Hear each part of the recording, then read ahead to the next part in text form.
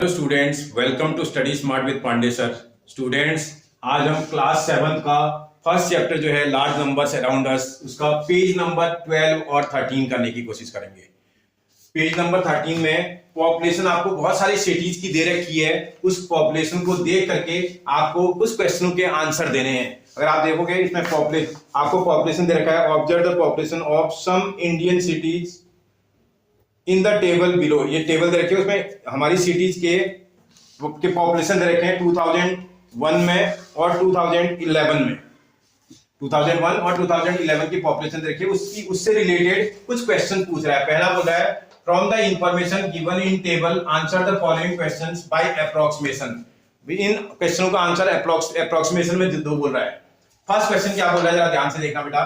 First question में बोल रहा है what is your general observation about this data. ये जो डाटा आपको देखा है, इसको देख करके आपको जनरल आपको ऑब्जर्वेशन देनी है अपनी। Share it with the class, और उसको क्लास के साथ शेयर करना है। अब उसमें क्या ऑब्जर्वेशन आ रहा है, अगर आप डाटा को ध्यान से देखोगे तो ये डाटा आपको दे रखा है, वो पॉपुलेशन दे रखा है मोस्ट ऑफ सिटीज का। और उसमें अगर आप ध्यान से देखोगे तो ज्यादातर सिटीज का पॉपुलेशन 2001 से 2011 में आ रहा है तो इंक्रीज हो जा रहा है। तो वही चीज मैंने यहाँ लिखी, this data shows that the population of most of the city, मैंने सबका नहीं बोला, मैक्सिमम सिटीज का, most of the city increased from 2001 census to 2011 census.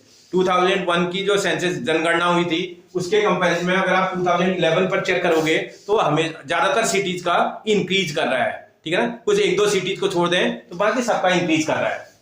फिर अगला क्वेश्चन पूछ रहा था what is the appropriate title for the above data table. इस टेबल को देख करके आप बताओ इसको क्या डाटा, आपको क्या टाइटल देना चाहिए। इसमें क्या दिख रहा है, हमें कंपैरिजन दे रखा है उसने 2011 में और 2001 में पॉपुलेशन का कंपैरिजन है। तो मैंने वही लिख दिया, comparison of population in different cities, क्योंकि डिफरेंट सिटीज में आपने पॉपुलेशन का कंपैरिजन किया हुआ है।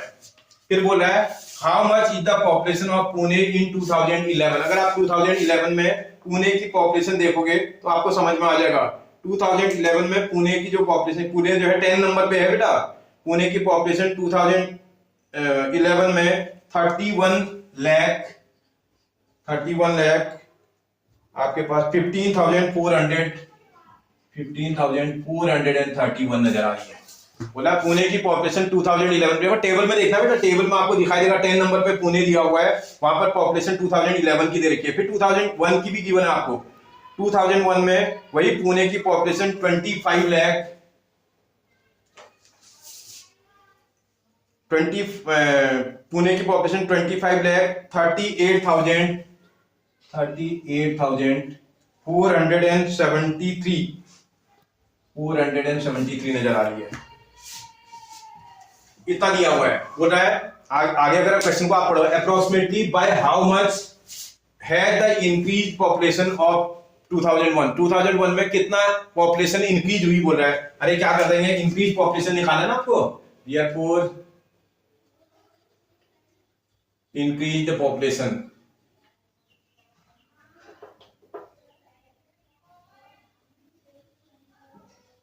इंक्रीज पॉपुलेशन का क्या करना पड़ेगा, माइनस करके निकल जाएगा। अगर इन दोनों पॉपुलेशन को माइनस करेंगे तो निकल जाएगा। 11 में से 3 जाएगा 8 आएगा। 1 कर लिया होगा बचा 2, 12 में से जाएगा 5 आएगा। 1 कर लिया आपने बचा आपके पास 3 में से जाएगा 13 में से जाएगा तो 9 आएगा। 1 कर लिया आपने बचा कितना 4 में से जाएगा नहीं, 14 में से 8 जाएगा 6 आएगा। 1 कर लिया 0 बचा, 0 में से आपका ये माइनस करोगे 10 में से माइनस करोगे 7 आ जाएगा। फिर यहाँ 1 कर लिया होगा आपने बचा आपके पास 0 में से 5 जाएगा 5 आ जाएगा। 1 कर लिया 2 में से 2 गया 0। तो इसमें आप फिर से वो कर दोगे तो ये इतना आ जाएगा। कितना हो गया बेटा, कितनी इंक्रीज कर गई, 5,76,958 पॉपुलेशन आपकी इंक्रीज कर रही। बोला कितनी पॉपुलेशन इंक्रीज कर जाएगी, इतनी इंक्रीज कर जाएगी। समझ आ रहा है बेटा, आपको कुछ नहीं करना है, समझना है, क्वेश्चन को पढ़ना है, समझना है और क्वेश्चन को आंसर दे देना है। आगे बढ़ते हैं, देखते हैं बेटा क्वेश्चन नंबर 4 में क्या बोल रहा है। Which city's population increased the most between 2001 and 2011? इस पूरे टेबल को कंपैरिजन करने पर ये बात समझ में आ रही है। अगर आप ध्यान से पूरी टेबल को देख लोगे एक बार, टेबल देखने पर जो पॉपुलेशन बेंगलुरु की है वो इंक्रीज कर रही है मोस्ट बिटवीन 2001 एंड 2011। मतलब सबसे ज्यादा इंक्रीजमेंट इसी बेंगलुरु की पॉपुलेशन में हो रहा है। ये देखो यहाँ पर जो है इसकी अगर पॉपुलेशन आप देखोगे 2011 में 84 थी और यहाँ 43 थी। इसके पॉपुलेशन में जो गैप आपको नजर आ रहा होगा लगभग 41 लाख के आसपास का पॉपुलेशन गैप आ रहा है। मतलब 41 लाख का जो पॉपुलेशन गैप है केवल इसी के उसमें दिख रहा है, बाकी किसी के उसमें नहीं है। सबसे ज्यादा का पॉपुलेशन इंक्रीज इसी की हुई है। समझ में आ रहा है? तो जो है पूछ रहा था किस सिटी की पॉपुलेशन जो है सबसे मोस्ट इंक्रीज हुई है, तो सबसे मोस्ट जो इंक्रीज हुई है वो बेंगलुरु की पॉपुलेशन है। फिर अगला क्वेश्चन पूछ रहा था are those cities whose population has almost double, which are those. बोल रहा कौन कौन सी ऐसी सिटी है जिनकी पॉपुलेशन डबल हो गई है। बोल रहा है अगर आप पूरी पॉपुलेशन लिस्ट को देखेंगे ध्यान से तो उसमें देखने पर बड़ोदरा ऐसा सिटी है जिसकी पॉपुलेशन जो है मोर देन डबल हो जा रही है। अगर आप देखो यहाँ से ये देखो ये 16 19 मतलब 17 भी मानते हो, 17 2 जा 34 होता है। इसकी तो 35,52,371 हो गई है। तो इसका इसकी जो पॉपुलेशन है मोर देन डबल हो गई है। समझ में आया आपको? तो आपके पास एक सिटी जो है बड़ोदरा जिसकी पॉपुलेशन मोर देन डबल हो गई है, और जो है ऑलमोस्ट डबल किसकी हुई जो बेंगलुरु है। अभी मैंने दिखाया था आपको, इसकी पॉपुलेशन भी लगभग डबल है। 43 का डबल कितना होता है 86, उसी के आसपास है। तो इस बेंगलुरु की जो पॉपुलेशन है वो भी ऑलमोस्ट डबल हो गई है आपकी।